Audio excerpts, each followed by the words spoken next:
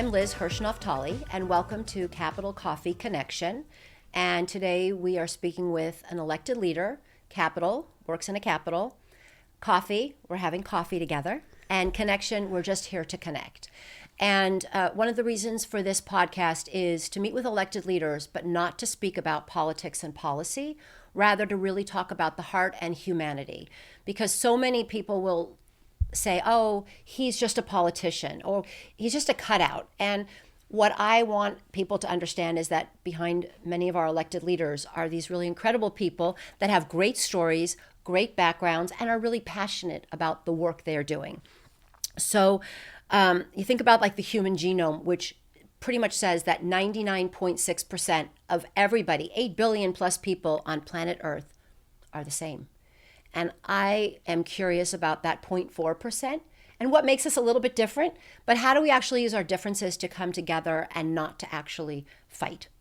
So I was thinking while preparing for today, my sister Jennifer has been a school teacher for 33 years. Yeah.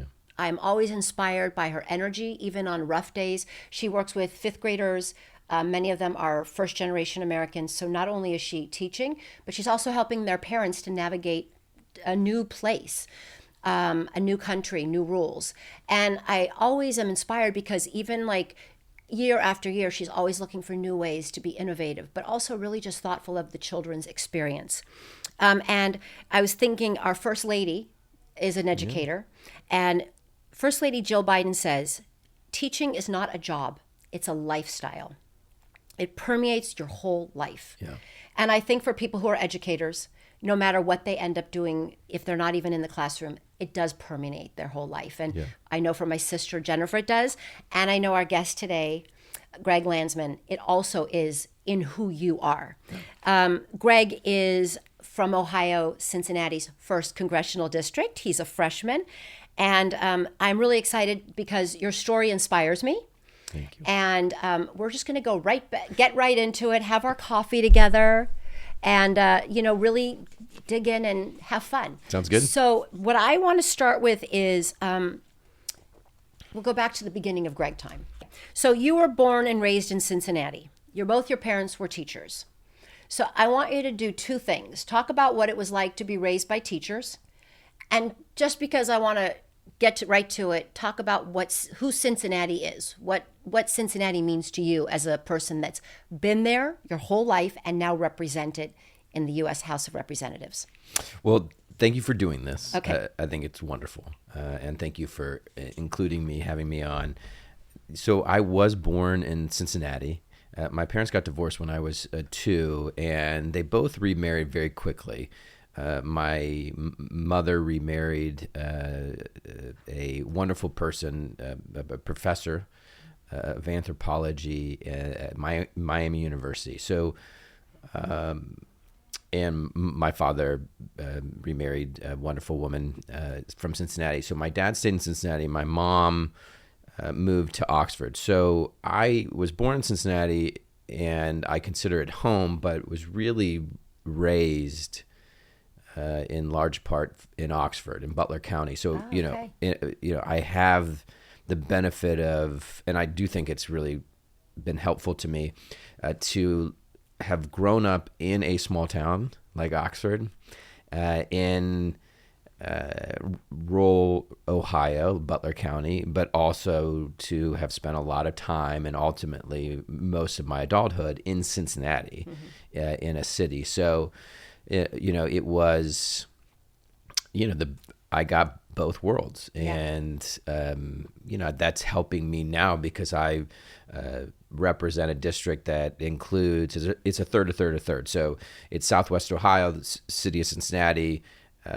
is a third of the district. The suburbs of Cincinnati is another third of the district. And then rural Warren County is another third. So it's been helpful in that regard, having been able to, live in both worlds and really love and cherish and appreciate the aspects of both of those worlds. In terms of being an educator, I came by it honestly. My parents were teachers, and to your point, it is who you are. And so it was a big part of my childhood watching my parents, and for my mother in particular, it was everything.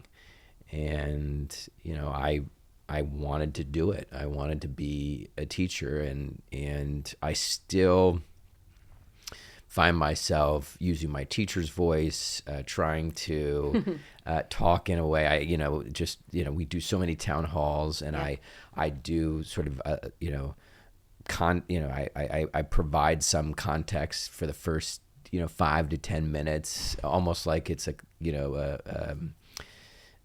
classroom, and then I just engage folks, and ultimately I'd love to be back in a classroom. I think that's where I'll ultimately end. Right. Yeah.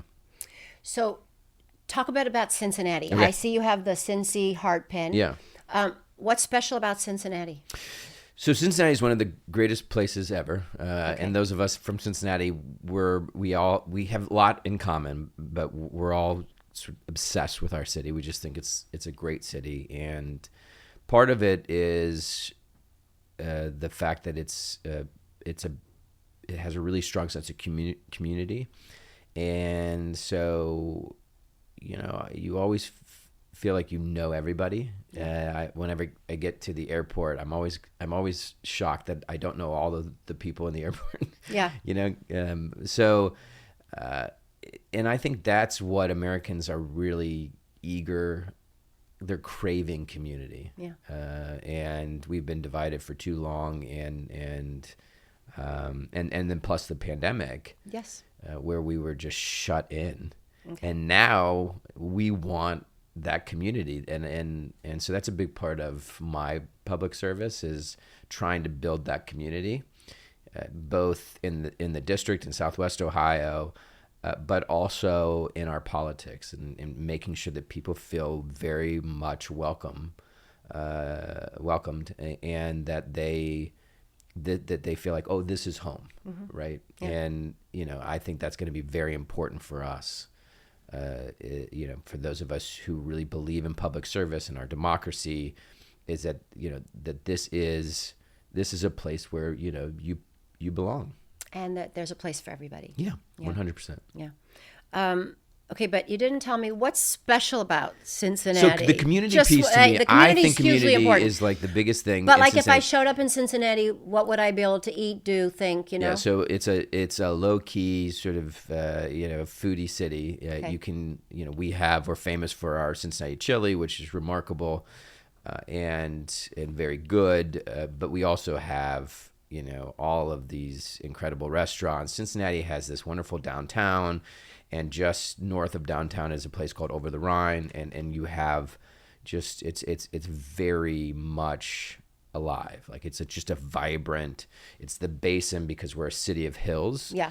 And then we have 52 neighborhoods and these wonderful suburbs. So we have it's a giant, wonderful community of communities. We have these amazing neighborhoods. So I think unlike a lot of cities, you can drive outside of downtown and find these really wonderful business districts. Yeah. All over Cincinnati, and each one is charming and wonderful, and it's nice. Yeah, and then even in the city of Cincinnati where we live, my wife and I, and we have 2 young children. We live in the city of Cincinnati, but in the woods. Because that's kind of where we grew up, and that is a lot of Cincinnati. So you have the best of the city. You got sports team. We have some of the best professional sports teams. We have, incredible fine arts, world, great food. But you also have, hometown, these small amazing, town. Small town, hometown feel. Yeah. And amazing parks. Some of the best parks, woods. In the country. Yeah. So can you go back and just talk a little bit about high school? Because Yeah. I'm always thinking high school is such formative years. So you could tell us what you did in high school. Yeah. And maybe if you had a teacher that was really inspiring, or a coach. Yeah. But just somebody who kind of showed up for you, listened to you, knew who you were, and that you carry with you. So I went to Talent High School, which is in Oxford, Butler County, and it's a relatively small high school, 200-300 people per class, and so you knew everybody, and I love that. I my high school friends are some of my closest friends to this day, and it was neat because my mom was a teacher in our high school. She was a special education teacher. She did something really remarkable when she was an elementary special education teacher and then a middle school special education teacher. When she got to the high school, the curriculum was just not really working for the kids that she was working with. And so she chucked it and turned her room, which was, isolated down this long hallway, into a cafe that the students ran. And it became this destination for everybody else. And I would go with my friends every day. And it really pulled this classroom, of students who had either mild to severe disabilities into the larger school community. And it was really amazing. It's beautiful. Give them purpose. Yeah. And then they learned the hard skills in terms of how you do customer service and manage money and all of that stuff. And so they ended up getting jobs in the afternoon. My mom helped them get jobs in the afternoon in the community. And so it gives me the chills. That's a beautiful story. It was really remarkable. Yeah. And she's, so I learned a lot from that. I really loved high school. Yeah. I mean, I did. And again, this is I'm a Democrat, and I represent a pretty swing district, but I relate and feel a strong connection with most everybody, in large part because I grew up in a really conservative area, and these friends who I love dearly and family members are very much on the right. Okay. And somebody asked me the other day, how do you handle some of these folks who support, the former president, for example? And I said, well, they were first my friends. They were first my family, and they still are. Yeah, I love them. Yeah, no, it's easy. I think that's a message we have to continue to share, which is we can have our differences, but we also have so much that actually connects us. And I think people desperately want connectivity and affection and being thought of. Yeah. Did you have any funny jobs in high school? Like that first job or two that like kind of. I was a telemarketer. The first job I had, 15 years old, I called for hours and hours, really hard job, on behalf of the Ohio Police Benevolent Society. So there was a period of time where I could remember every line of the script. And that was a hard 4 straight hours of making calls. Yes. Yeah. But it's probably good for your job now. Yes, it is. The other one that I think helped me a lot was there's a grocery store called IGA. And I cleaned the meat. The only job they had was to clean the meat department, and at night. And so I would go in, and this was before you could. No glory there. No glory. You didn't have a podcast to listen to. You couldn't listen to music. So you were really just alone. With your own thoughts. With your own thoughts. It was super helpful to me, and I like cleaning. So I do a lot, if not most of the cleaning in my household.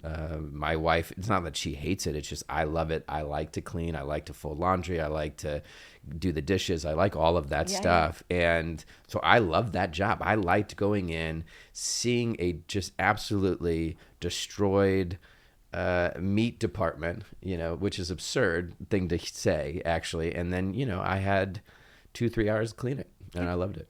I think it's interesting. It says a lot about you. Yeah. Let's just say that. And I like cleaning up messes. Exactly. It's a metaphor for what you got to do a lot. Yeah. Talk a little bit about why you studied theology. That's what you got your master's degree in. I think it's amazing.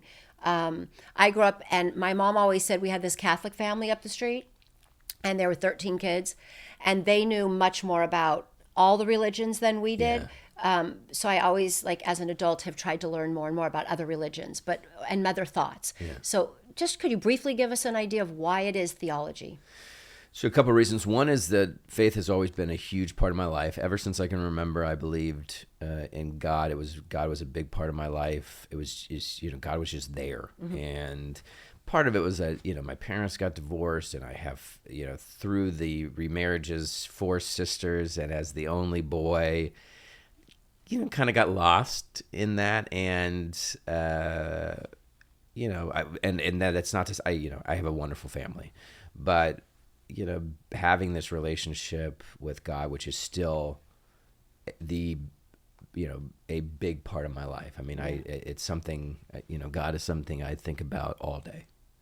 And I have since I can remember. And so the idea of getting a master's degree or doing a little bit more than a bachelor's was something I wanted to pursue, and doing, being able to immerse myself in my faith, to study it for 2 years seemed pretty remarkable. And so that was one of the reasons. And I did. I got, for several years, I got to just immerse myself in my faith and in other faiths. Absolutely. And I loved every minute of it. But it also, I applied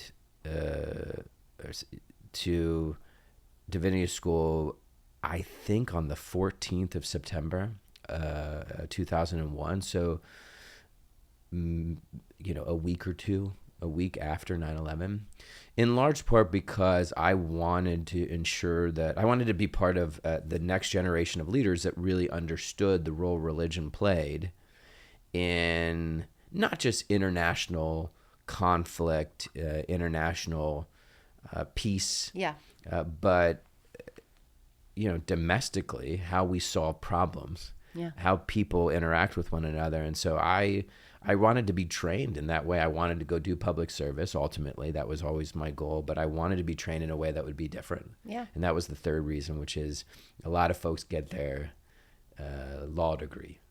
And it seemed like public service, politics had plenty of lawyers.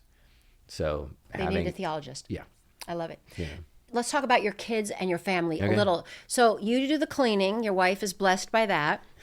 But you're on the road a lot. She would take a little exception to that. Oh, I'm sure. We both do the cleaning, but I love it. Okay, but my question that's is, a big difference. Okay, your wife, I look forward to meeting your wife, because at some point, Sarah's your wife. Yeah. I want to ask her if you really do clean well.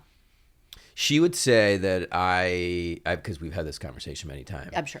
I'm not a deep cleaner. I like to put things away. I like to fold laundry. I like to make beds. I like to organize cabinets. But she thinks I skimp on the deep clean. Yeah. I'll declutter the kitchen. Right. But she's like, you didn't really clean. She sounds like the perfect wife. Yeah. I like it. Yeah, she's pretty good. She's great. But how do you balance it? And again, you have 2 kids, young teenagers, and you're gone. And your Young wife, teenagers, 11 and 13, almost. I guess 13's she a is a 13. teenager, and 11 is on He's their getting way. close, Yeah. Yeah. I just was hard to hear I that. know. It I'm was sorry. like, I didn't want to. Yeah. And tell me, what's the hardest part, and what's the best part about being a parent? The hardest part is being away. Yeah. I mean, I'm away today, and I texted them an hour ago and just said, "What's everyone doing?" Yeah. And just it was to feel connected. Yeah, and only one responded so far. Okay. So I just they will. I know. But I was home for the last week because we're on recess. Right. So you have more time. And I got so much time with both of my kids and my wife. And it is so wonderful. I mean, my connection with my daughter is, incredibly special. She is one of my favorite people, best friends. The same is true for my son. I mean, I love spending time with him. I can do anything with either one of them. Yeah.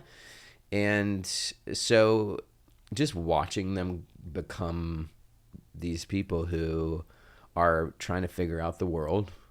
And as my daughter talks, because she goes to camp, and they talk about who, it's a way of sort of reflecting on your day. What was the best part of your day? What was something you struggled with? And who was a guide or gardener? Yeah. And we, for the most part, have become one another's gardeners. Where we're sort of helping to guide each other. Yeah. And it works both ways. I mean, she has incredible advice for me in terms of how to manage being away, how to manage being home, how to just manage decisions that you have to make in these jobs. Right. So I love being a father. I love being a husband. And I do wish I could be home a little bit more. Yeah.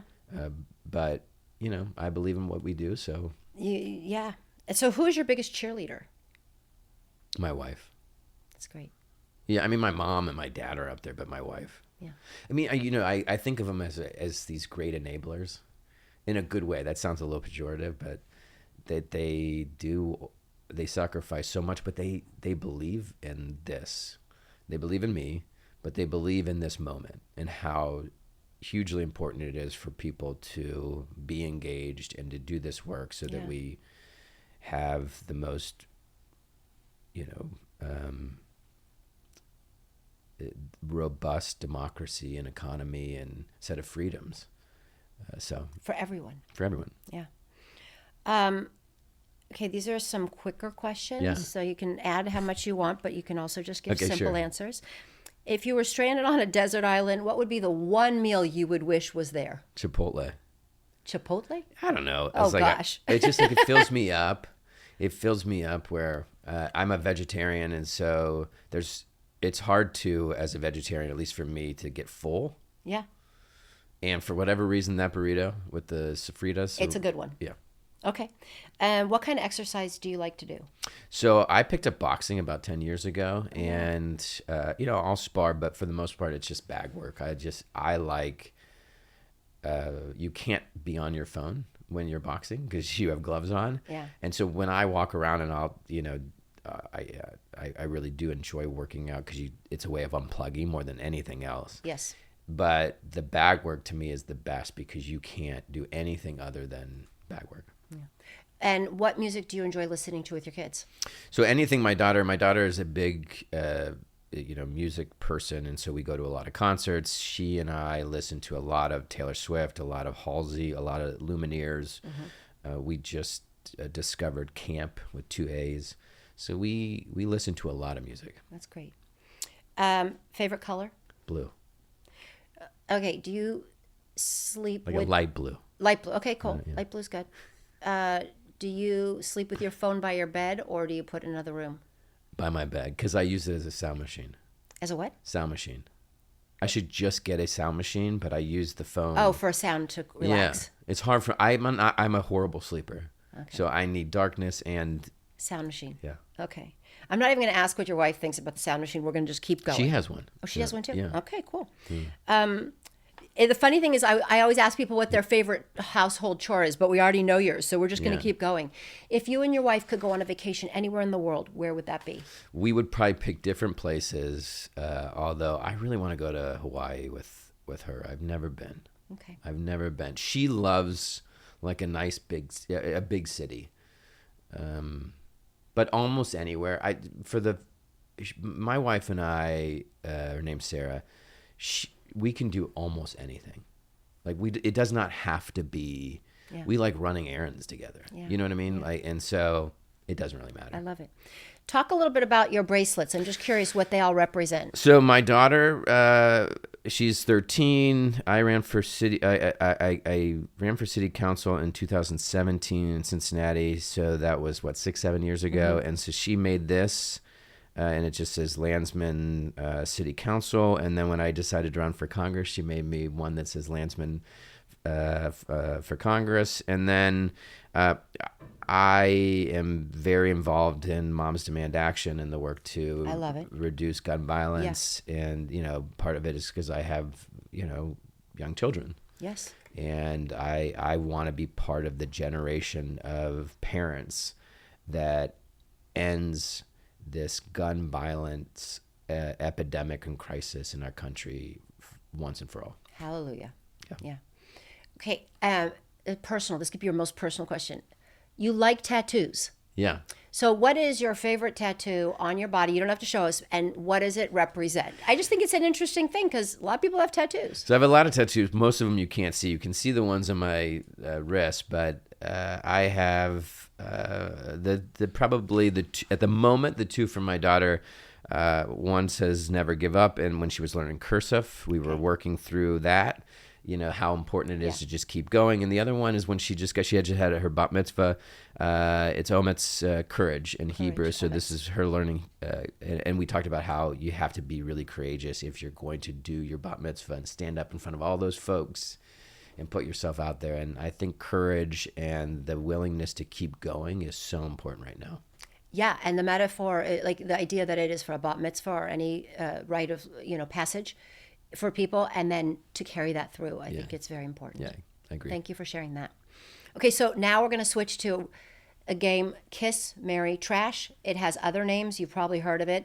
Yeah, you're smiling. And the whole idea is what you would kiss, what you would marry, what you would trash. They're kind of easy ones. You can just answer them, but you can also give quick commentary if you'd like on why. But kind of feel like this is a good way for people to get to know you quickly. So the first one is ping pong, bowling, miniature golf. So ping pong, bowling, miniature golf, kiss, marry, and trash. Miniature golf, I'm not a miniature golf fan. So I would, I'm not sure why. I just have never gotten into miniature golf. I love ping pong and bowling. I guess I would probably marry bowling. No, ping pong. Okay, marry ping pong. And kiss bowling. Yeah. Okay, cool. Chocolate chip cookie, ice cream, apple pie. So I'm not a big dessert guy, but I would trash the apple pie, which sounds terrible. It feels un-American to say that. And I love apples. I just don't like apple pie. Yeah. I mean, I'll eat it. Ice cream. I always say the most Jewish thing about me is my stomach. So I don't really. Okay. So I'd kiss it. I'd kiss ice cream, but I could eat chocolate chip cookies. You can marry chocolate chip cookies. Yeah. If you were going to relax, Netflix, reading, meditating. Netflix top. I mean, I binge documentaries. Yeah. I do 2 or 3 documentaries a week, which is about 150 documentaries a year. And sometimes I end up watching them again. I love documentaries. What are the other 2? Reading and meditating. Oh, I've been meditating a lot more. I mean, it's more conscious breathing. So I would, Netflix, marry, and then meditation. Since I read all day for work. It's hard. I just can't sit down with a book. Now I can sit down and meditate, and I can sit down and watch Netflix. Yeah, I hear you. Yeah. Food, Mexican, Japanese, Italian. Oh, because, oh my gosh, I love Mexican food. Mexican food is at so you're the gonna top. marry Mexican. Yeah, and then Japanese. I love sushi and almost anything, and then probably Italian would be third. Yeah. Well, if Italian's third, I'm going to go back to it because my real favorite question to ask people is fusilli, penne, spaghetti. Spaghetti. Yeah, I like basic spaghetti and a really nice red sauce. And by nice, I just mean like a tomato sauce. Yeah, like a nice, tasty red sauce. I'm a pretty basic guy in that sense. The one thing I do like is a nice Parmesan cheese. Yeah. Yeah. It's all good. By the way, Cincinnati has a ton of incredibly good Italian restaurants. I mean, same with Japanese restaurants and Mexican restaurants, but we have a ton of Italian restaurants. Is that because you had a lot of immigration? I mean, it's a city of immigrants, but we also we had a few chefs that came, and they just more and more came. Yeah. Good. Okay, the last one, which I think is probably right up your alley: basketball, baseball, football. To watch or play? Oh, you could do either one. Which one do you want to do? How about to watch? I mean, football is the top. I love watching it. I love playing it to the extent I still can do backyard football. Throwing the football with my son. That's the top. What were the other 2? Baseball, basketball. So I play a lot of basketball with my son. So that would be number 2, and then baseball. Okay, cool. Yeah. This is where I asked the last question. Okay. And it was funny because when I was putting it together and thinking about you and theology, my last question is about joy. What brings you joy? What does joy mean to you, and how do you spread joy? But I'm going to back up. Most people, I would stop there and I'd then be quiet. But because you studied theology, you understand where joy came from. Psalms 98. Yeah. And, I think about the song, Joy to the World, and how much that meant to me as like one of the songs I grew up with. Can you talk a little bit about it from what it meant in the Bible? Yeah.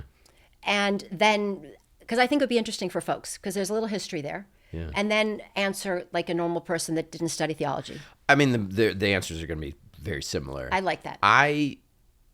This is a big thing for me, joy, and I always try to remind people that it's really important to find your joy. And I think part of what I've learned to do as I'm, getting older is to really not judge people anywhere near what I used to, or, just like find your joy. Yes. Because that is the best thing you can do for yourself and the best thing you can do for the community of people around you. And that is part of, the message in Torah or the Bible, which is, when you find your joy, and whatever that is, because it's different for every single person. Right. But it's the thing that makes you really happy, and it makes you kind, and it makes you just a delight to be around. You are doing something so incredibly powerful for the world. Yeah. And you think about the world and you're the part of the world that you're occupying. And if you're, if you found your joy, people are going to be better off. I mean, they're just going to be happier because you're a kinder, more decent, more engaged person. Yeah, it's an interesting piece, because as you spread joy, it's like a ripple that becomes a wave. And I think that is what we lack so much of right now. And if people could find their joy, and also sometimes joy is in the most simple things, it would help so much. It would that make is people feel so. much If better. you take away anything from this, it's sit down and write a list of the things that bring you joy. I like that. And then just go and do those things constantly. Yeah. And I want to say thank you, because I think that's a great way to end. And I also just want to be reminded, and, we started with the idea of teaching and being a teacher. And the whole idea is why you do what you do. And I like to say this a lot of times, is like, you're really doing this for your kids, your grandkids, people everywhere, their kids and their grandkids. And by being a teacher and now being in the house, you continue that work, which is how do we take care of the next generations?